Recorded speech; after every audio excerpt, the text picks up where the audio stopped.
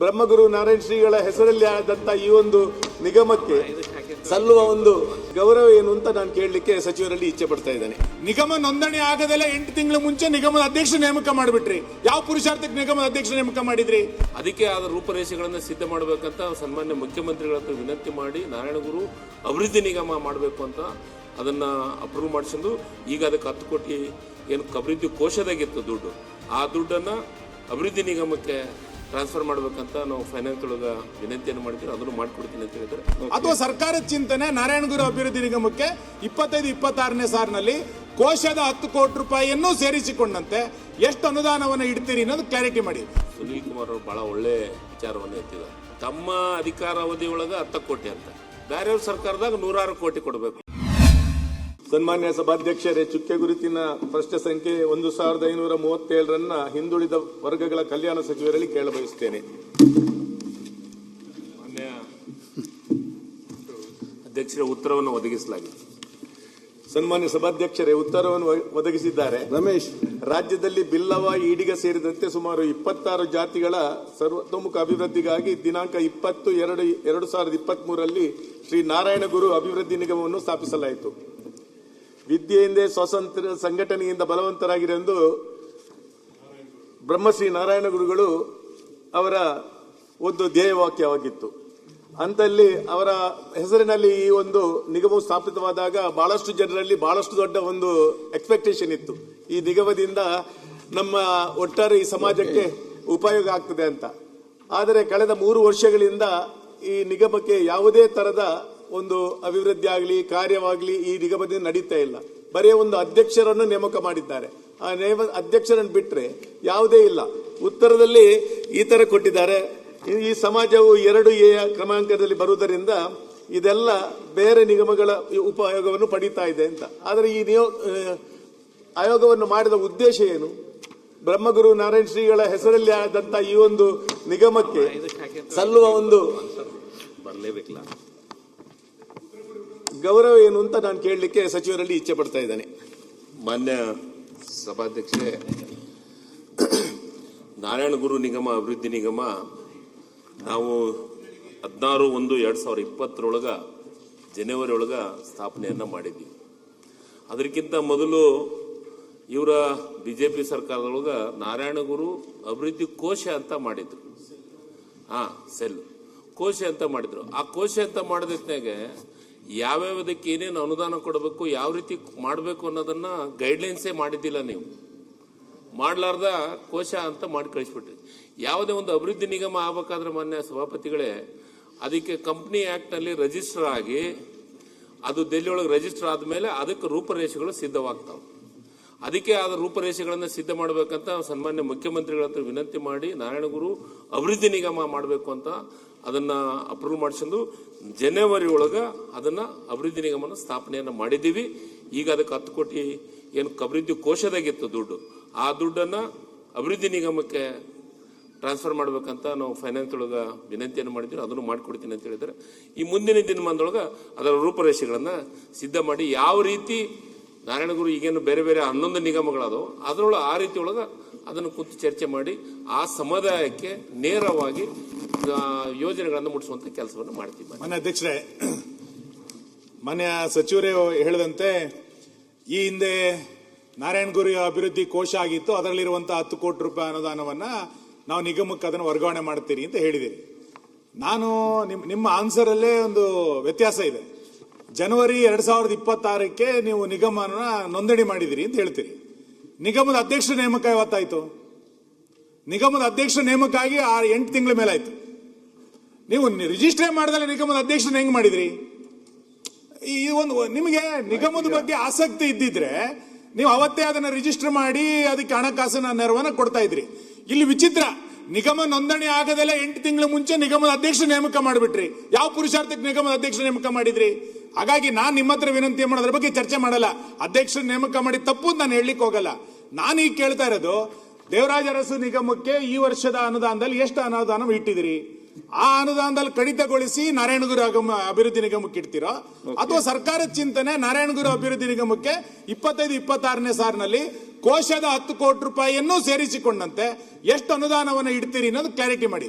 ಎರಡನೇದು, ಈ ನಿಗಮದಲ್ಲಿರುವಂತ ನಿಯಮಾವಳಿಗಳೇನು, ಯಾವ್ಯಾವುದಕ್ಕೆ ಇದನ್ನು ಬಳಸಬಹುದು, ಇದನ್ನೊಂದು ಸ್ವಲ್ಪ ಸ್ಪಷ್ಟನೆ ಕೊಟ್ರೆ ಉಳಿದ ಚಟುವಟಿಕೆಗಳನ್ನು ಮಾಡ್ಲಿಕ್ಕೆ ಸುಲಭ ಆಗುತ್ತೆ. ಓಕೆ, ಸಭಾಪತಿಗಳೇ, ಸನ್ಮಾನ್ಯ ಸದಸ್ಯರು ಮೊದಲಿಗೆನೆ ನಾರಾಯಣಗುರು ನಿಗಮವನ್ನು ನೇಮಕ ಆಗಿದೆ. ಸೇಮ್ ಪ್ರಶ್ನೆ ಅಲ್ಲ, ಬೇರೆ ಪ್ರಶ್ನೆ. ಅದು ಕೋಶ ಆಗಿರೋದ್ರಿಂದ ಅದಕ್ಕೆ ನಾವು ಅಧ್ಯಕ್ಷರನ್ನು ನೇಮಕ ಮಾಡಿದ್ದು. ಅದು ಅಭಿವೃದ್ಧಿ ನಿಗಮ ಅಂತಾನೆ, ಬಟ್ ಅದಕ್ಕೆ ಯಾವುದೂ ಮಾಡಲಿಕ್ಕೆ ರೂಪರೇಷೆಗಳೇ ಆಗಲಾರ್ದಕ್ಕೆ ಅದನ್ನ ತಟಸ್ಥ ಆಗಿತ್ತು. ಈಗ ಅಭಿವೃದ್ಧಿ ನಿಗಮ ನೀವು ಹೇಳಿದಂಗೆ ನಾವು ಜನವರಿ ಒಳಗೆ ಮಾಡಿದ್ದೀವಿ.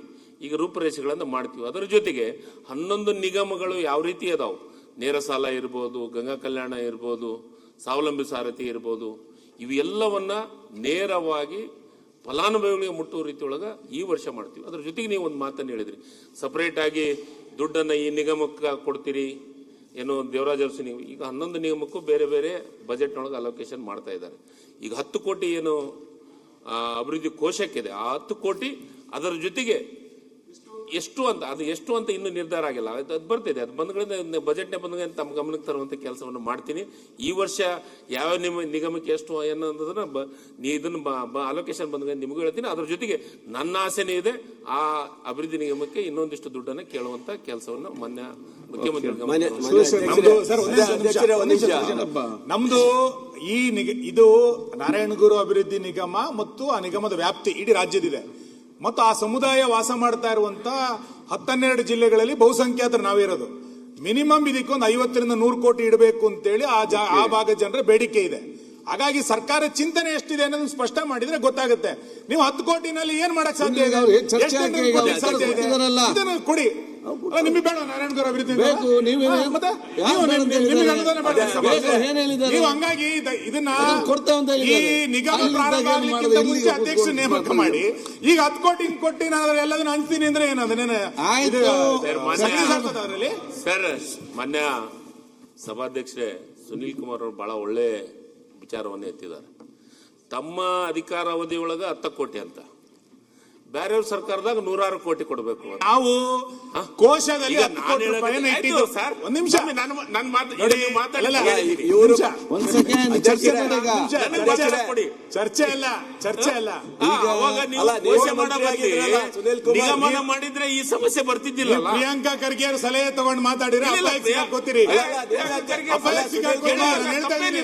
ನೀವು ನಿಮ್ಮ ಇಲಾಖೆ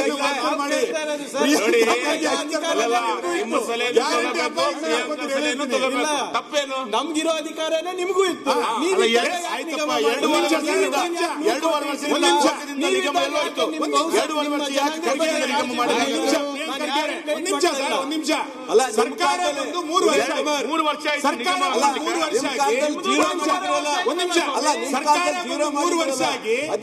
ರಿಜಿಸ್ಟ್ರೇಷನ್ ಮಾಡ್ಲಿಕ್ಕೆ 3 ವರ್ಷ ತಗೊಂಡ್ರಿ. ಇನ್ ದುಡ್ಡು ಇಡೋದು ಯಾವ ಕಾಲಕ್ಕೆ ನೀವು? ಅಲ್ಲ, ನೀವೇನೇ ಕೋಶ ಅಂತ ಮಾಡಿದ ತಕ್ಷಣ 10 ಕೋಟಿ ರೂಪಾಯಿ ಕೊಟ್ಟಿದೀವಿ. ಹೌದ್ರಿ, ಕೋಶ ಇಲ್ಲ. ನಾನೇ ಇದ್ದಿದ್ದವಾಗ ಕೋಶ ಇದ್ದಾಗ 10 ಕೋಟಿ ಕೊಟ್ಟಿದ್ರಿ. ನೀವು ನಿಗಮ ನೋಂದಣಿ ಮಾಡ್ಲಿಕ್ಕೆ 3 ವರ್ಷ ತಗೊಂಡು ಇನ್ನು ಅದಕ್ಕೆ ದುಡ್ಡು ಎಷ್ಟು ಕೊಡ್ತೀವಿ ಅನ್ನೋದ ಮಂತ್ರಿಗಳಿಗೆ ಕ್ಲಾರಿಟಿ ಇಲ್ಲ ಅಂತ. ಒಂದ್ ಸೆಕೆಂಡ್. ಈಗ ಬ್ರಹ್ಮಶ್ರೀ ನಾರಾಯಣಗುರುನ ಬಗ್ಗೆ ನಿಮ್ಮ ಚರ್ಚೆ ಜಾಸ್ತಿ ಆಗಿದೆ. ಈಗ ವಿಷಯ ಏನಿದೆ, ಅವರು ಪ್ರಶ್ನೆ ಕೇಳಿದವರು ಹೇಳಿದ್ದಾರೆ ಈ ಬಜೆಟ್ ಎಷ್ಟು ಅನುದಾನ. ನಾರಾಯಣ ಗುರುಗಳು ಗಾಂಧೀಜಿ ಬಂದಿದ್ದ ಕಾರ್ಯಕ್ರಮವನ್ನ ನಿಮ್ ನೇತೃತ್ವದಲ್ಲಿ ಬಹಳ ಚೆನ್ನಾಗಿ ಮಾಡಿದ್ರಿ. ಆ ಕಾರ್ಯಕ್ರಮಕ್ಕೆ ಮಾಡಿದ ಖರ್ಚಿಗೂ ನಿಗಮಕ್ಕೆ ಇರೋದಕ್ಕೂ ಬಹಳ ವ್ಯತ್ಯಾಸ ಇದೆ. ನೀವು ಅವತ್ತು ತೋರಿಸಿದಂತ ಆಸಕ್ತಿ ಆ ಸಭೆನಲ್ಲಿ ಈಗಲೂ ಸ್ವಲ್ಪ ತೋರಿಸಿ ಹೇಳಿ ಅಲ್ಲ ಅವರಿಗೆ.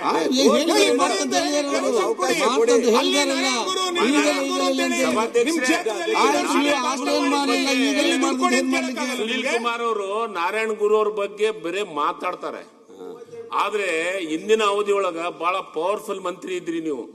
ಅದು ಎನರ್ಜಿ ಮಂತ್ರಿ ಇದ್ರಿ. ಎನರ್ಜಿ ಮಂತ್ರಿ ಇದ್ದದ್ನಾಗ 10 ಕೋಟಿ ಬಿಡುಗಡೆ ಮಾಡಿದ್ರು. 10 ಕೋಟಿ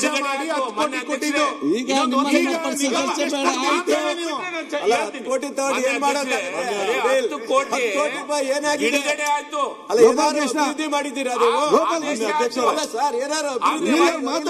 ಮಾತಾಡ್ಲಿ ಅಧ್ಯಕ್ಷರೇ. ಆದ್ರೆ ಅದ್ರೊಳಗ 10 ರೂಪಾಯಿನೂ ದುಡ್ಡು ಬಿಡುಗಡೆ ಆಗ್ಲಿಲ್ಲ, ಬೇರೆ ಆದೇಶ ಆಯ್ತು. ನಮ್ಮ ಸರ್ಕಾರ ಬಂದ ಮೇಲೆ 5 ಕೋಟಿ 1 ವರ್ಷ ಬಿಡುಗಡೆ ಆಯ್ತು. ಅದಾದ್ಮೇಲೆ ಅದಕ್ಕೆ ನಾವು ಹೇಳಿದ್ವಿ, ಈ ಕೋಶದಿಂದ ಸಮುದಾಯಕ್ಕೆ ಒಳ್ಳೇದಾಗಲ್ಲ, ಈ ಕೋಶ ಮಾಡಿದ್ರಂದ್ರೆ ಯಾವುದಕ್ಕೂ ಸಮುದಾಯಕ್ಕೆ ಒಳ್ಳೇದಾಗಲ್ಲ ಅನ್ನೋ ದೃಷ್ಟಿಕೋನವನ್ನು ಇಟ್ಕೊಂಡ್ರೆ ಅಭಿವೃದ್ಧಿ ನಿಗಮವನ್ನು ಸ್ಥಾಪನೆ ಮಾಡಿದ್ವಿ. ಅಭಿವೃದ್ಧಿ ನಿಗಮ ಸ್ಥಾಪನೆ ಮಾಡಿದ್ದು ನೀವ್ ಹೇಳ್ದಂಗೆ ಕೋಶ ಆದ್ಮೇಲೆ ಅದಕ್ಕೆ 1 ವರ್ಷ ಆಯ್ತು. ನಾವು ಲಾಸ್ಟ್ ಇಯರ್ ನಮ್ಮ ಹತ್ರ ನಾವು ಅದನ್ನ ಅನೌನ್ಸ್ ಮಾಡಿದ್ದು, ಹೋದ ವರ್ಷ ಅಭಿವೃದ್ಧಿ ನಿಗಮ ಅಂತ ಅನೌನ್ಸ್ ಮಾಡಿದ್ದು. ಅನೌನ್ಸ್ ಮಾಡಿದ ಮೇಲೆ ಅದಕ್ಕೆ ಈಗ ರಿಜಿಸ್ಟರ್ ಮಾಡಕ್ಕೆ ಕನಿಷ್ಠ 5-6 ತಿಂಗಳ ಬೇಕು ಮಾನ್ಯ ಸಭಾಪತಿಗಳೇ. ಈಗೆಲ್ಲವೂ ಮಾಡಿದ್ದೀವಿ. ಈ ಸತೆ ಈ ವರ್ಷ ಬಜೆಟ್ ಆ 10 ಕೋಟಿನೂ ಆ 10 ಕೋಟಿ ಜೊತೆಗೆ ಈ ಸತೆನೂ ಹೆಚ್ಚು ಕೊಡಬೇಕು ಅಂತ ಮುಖ್ಯಮಂತ್ರಿಗಳು ಉದ್ದೇಶ ಇದೆ. ಗುರು ಬಗ್ಗೆ ನಿಮಗಿಂತಲೂ ಹೆಚ್ಚು ಕಮಿಟ್ಮೆಂಟ್ ನಮ್ಮ ಪಕ್ಷಕ್ಕೆ ಮತ್ತು ನಮ್ಮ ಸರ್ಕಾರಕ್ಕಿದೆ. ಅದಕ್ಕೆ ನಾವು ನೀವೇನು ಆಸೆ ಇಟ್ಕೊಂಡಿದ್ರಲ್ಲ, ನಿಶ್ಚಿತವಾಗ್ಲೂ ನಾವು ಅದಕ್ಕೆ ನಿಗಮಕ್ಕೂ ಮತ್ತೆ ಇನ್ನೊಂದು ಮಾನ್ಯ ಅಧ್ಯಕ್ಷ, ಹಿಂದುಳಿದ ವರ್ಗಕ್ಕೆ ಅತಿ ಹೆಚ್ಚು ಅನುದಾನವನ್ನ ನಿಗಮಗಳಿಗೆ ಕೊಟ್ಟಿದ್ದು ಈ ಸನ್ಮಾನ್ಯ ಸಿದ್ದರಾಮಯ್ಯ ಮುಖ್ಯಮಂತ್ರಿಗಳಾದ್ಮೇಲೆನೆ. ಅದಕ್ಕಿಂತ ಮೊದಲು ಬಹಳ ಬೇರೆ 100 ಕೋಟಿ ದೇವರಾಜ ಅರಸಕ್ಕೆ 100 ಆಯ್ತು. ದೇವರಾಜ ಅರಸು ವ್ಯಾಪ್ತಿಯೊಳಗೆ ಕೆಲಸ ಸದನದಲ್ಲಿ ತಪ್ಪ ಆನ್ಸರ್ ಕೊಟ್ಟರೆ ನಾವೀಗ ಸುಮ್ಮನೆ ಕೂತ್ಕೋಬೇಕಾಗ ಇದ್ದಿದ್ದನ್ನು ನಾನು ಇದ್ದಿದ್ದನ್ನು ಕೂತ್ಕೊಳ್ಳೋ ನಿಮಿಷ ಆಯ್ತು ಹೇಳಿ. ಇವ್ರು ಸಚಿವರು ಹೇಳ್ತಾ ಇರೋದೇನು, ನಮ್ಮ ಸರ್ಕಾರದಲ್ಲಿ ನಿಗಮಗಳಿಗೆ, ಹಿಂದುಳಿದ ವರ್ಗ ನಿಗಮಗಳಿಗೆ ಜಾಸ್ತಿ ಅನುದಾನ ಕೊಟ್ಟಿದ್ರಿ ಅಂತ ತಪ್ಪ ಆನ್ಸರ್ ಕೊಡ್ತಾ ಇದ್ದಾರೆ. ಯಾಕೆಂದ್ರೆ ನಾನು ಹೇಳ್ತೀನಲ್ಲ, ನೀವು ಹಿಂದಿನ ನಮ್ಮ ಸರ್ಕಾರದ ಕಾಲದಲ್ಲಿ ಎಷ್ಟು ಬ್ಯಾಕ್ವರ್ಡ್ OBC ನಿಗಮಗಳಿಗೆ ಎಷ್ಟು ಕೊಟ್ಟಿತ್ತು, ಈಗ ಎಷ್ಟು ಕೊಟ್ಟಿದ್ರು ಅಂತ ಟೇಬಲ್ ಮಾಡಿ ಟೇಬಲ್ ಮಾಡಿ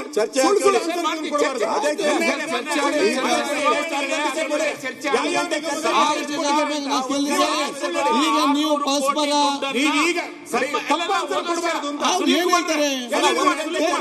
ಡೀಟೇಲ್ಸ್ ಕೊಡ್ತಾ ಅಂತ ಹೇಳಿದಾರಲ್ಲ. ಈ ಸರ್ಕಾರದಲ್ಲಿ ನಿಗಮಗಳಿಗೆ ಜಾಸ್ತಿ ಕೊಡಿ ಟೇಬಲ್ ಕೊಟ್ಟ ನಂತರ ಒಪ್ಪಬೇಕಾದ್ರೆ ಮತ್ತೆ ತೀರ್ಮಾನ ಮಾಡಿ ಮತ್ತೆ ನೋಡಿ. ಈಗ ನನಗೆ ಮುಂದೆ ಹೋಗ್ಬೇಕಲ್ಲ.